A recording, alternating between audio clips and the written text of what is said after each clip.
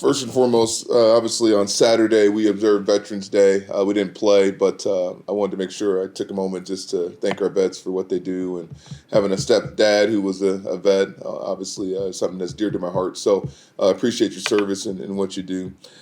First, going back to BG, obviously it was a game where we let it get away from us a little bit. I believe you look at some things that stood out when you got the numbers after the game.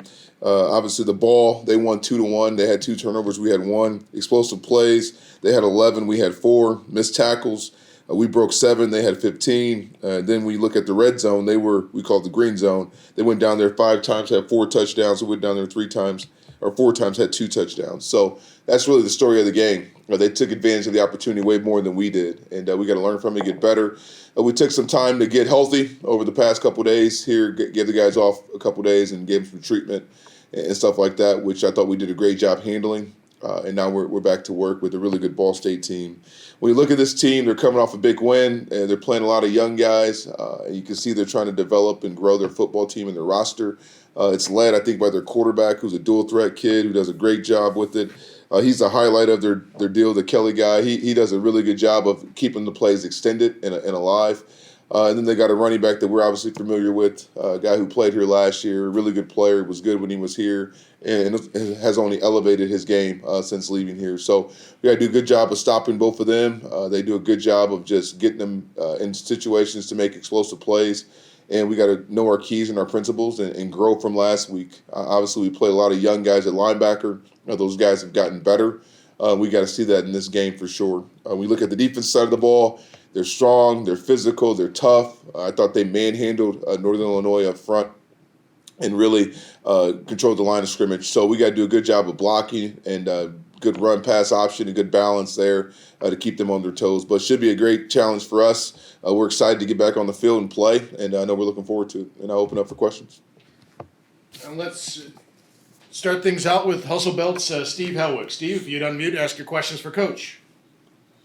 Hi, Coach. Hey, when Steve. you're taking over a program for the first year with as little returning experience and veteran players as you had, how would you feel like you are on the schedule of the rebuild right now, 10 weeks in? One more time. Sorry, I couldn't hear you there. Schedule the rebuild. Where are you at Sure. kind of on your calendar? Okay, sure. I think we're right on schedule. As crazy as that sounds, I always say this, like the toughest thing about year 0 or year 1 is that people learn at their own pace. The culture, the defense, offensive, schematically. And then each game, as you lose a guy, a new young guy steps in who has to learn and go through the fire. I think we're right on schedule, in my opinion. I wasn't going to look at it by wins and losses. I was going to look at it in development of our players and our team and our culture. And I think it's going in that direction. It's definitely getting there. And I know the wins will come with more time and development. And I think that's what we're focused on, the coaching staff. And we're learning how to finish games. We're learning how to respond after a loss of a game. I think we're learning a lot right now, and each game's a learning opportunity for us. So I think we're right where we need to be. I think this recruiting class is extremely important. We talked about that as the coaching staff, just being able to get the right guys in here and really fill our needs with the young guys that we have. Because you look at our roster, there's a lot of guys coming back. A lot of guys, and those guys, just because I told the team this, just because you're coming back doesn't mean that you're better. What you do in that time between then and now will dictate everything. And that's on the coaches and on the players to maximize their potential. And then what aspect of the team, whether it's a position group, a cultural pillar, or just something you're executing on the field, do you feel like has accelerated the most ever since week 1 in Orlando? I think the biggest thing I've seen is our ability to work. I think when you look at us in the culture standpoint, I think we thought we knew what elite looked like, because we always talk about we want to be an elite football team, right? And what's elite? We call it having a necktie mentality, which is always attacking, never full, and then having an urgent pace, meaning doing it now. And I think we were saying that at the beginning of the year, and now as I watch us practice and go about our business, I feel like we're actually doing that. So I think that's the biggest thing: their ability to work, no matter what the outcome of a game is, their ability to go back out there on Tuesday and focus in on getting better and doing it the way that we think they need to do it to play championship football as coaches. So I think that's been the biggest growth I've seen so far, and I think that's something that is very, very positive, because if you can get that part of it done, then the X and O part becomes really simple. because now you're focused on that and not teaching them how to do things. So I think that's been the biggest growth from a cultural standpoint. From an offensive standpoint, after the bye week, we really looked at what we were doing, and we really slowed down a lot. We were not going as fast as we were because, the fast element, you got to be able, just because you're going fast doesn't mean you can make mistakes. And we thought we were going so fast that we were allowing guys to make mistakes. So we slowed down and gave our young offensive line the ability to see the picture of what they're seeing in front of them. And I think that's helped those guys tremendously.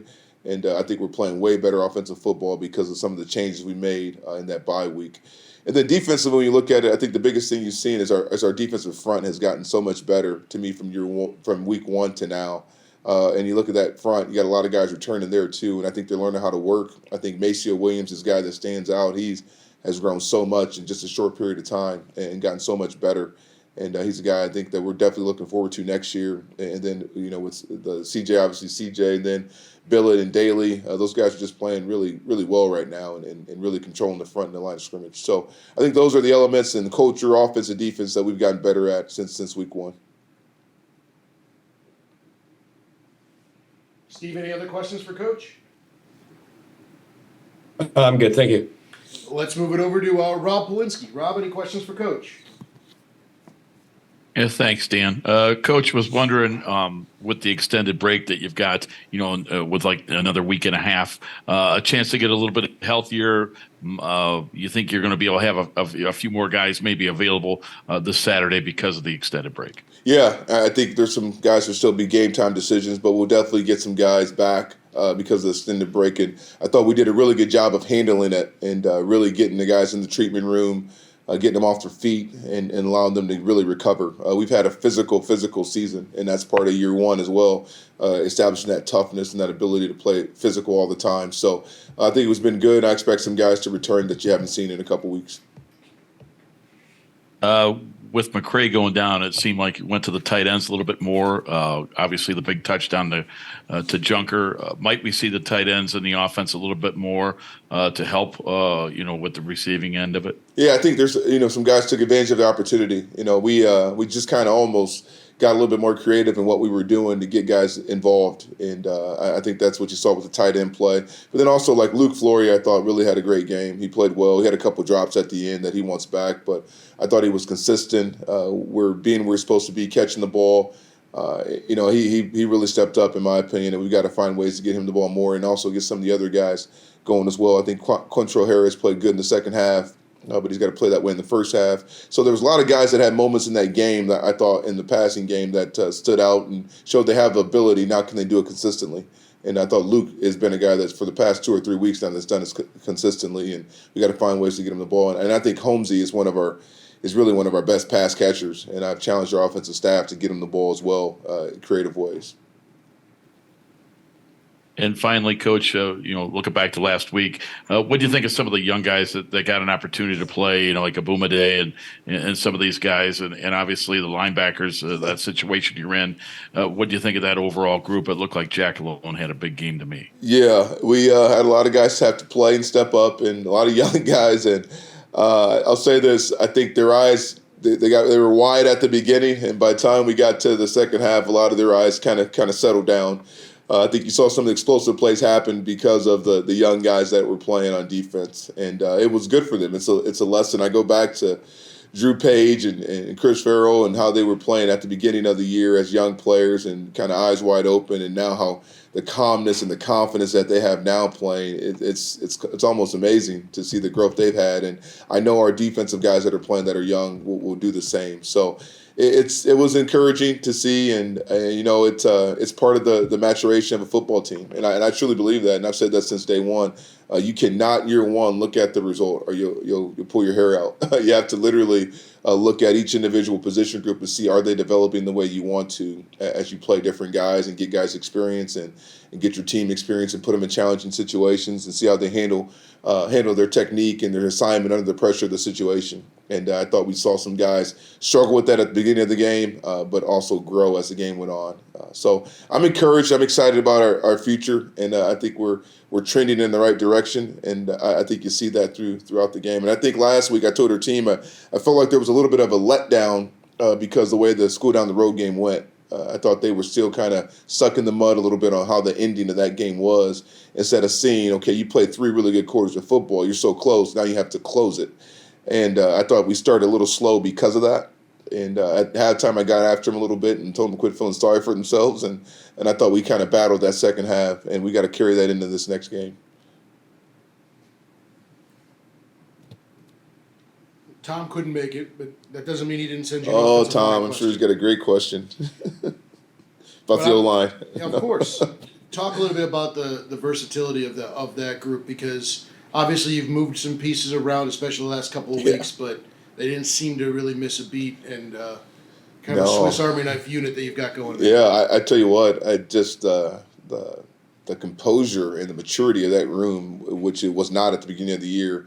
How it is now has been really a cool thing to see. They're probably one of our better units on offense right now, and definitely trending up. When you look at it, they created holes last game. I thought they moved the line of scrimmage. At the first drive, you can see them pushing the guys down the field, which was great to see. I think Tristan Bittner has really stepped up, and Dusty Monroe done a really good job of kind of being that Swiss Army knife to be able to play on guard, tackle, whatever we need them to do, and really play the way we want to play. So with those guys and our young guys kind of growing up, I think that group is really starting to trend up, and I've been impressed with them. I think I've said this before. I think Matt Limeger was one of the best O-line coaches in the country. He's been everywhere, Penn State, Northern Minnesota. He's seen them all, and I think you're seeing his handprint on that front five, and I think you're seeing a group that is definitely, his future is looking really bright for those guys. All right. Thank you, Coach. Any final thoughts? Nope. I appreciate the coverage, and go Flashes, can't grit.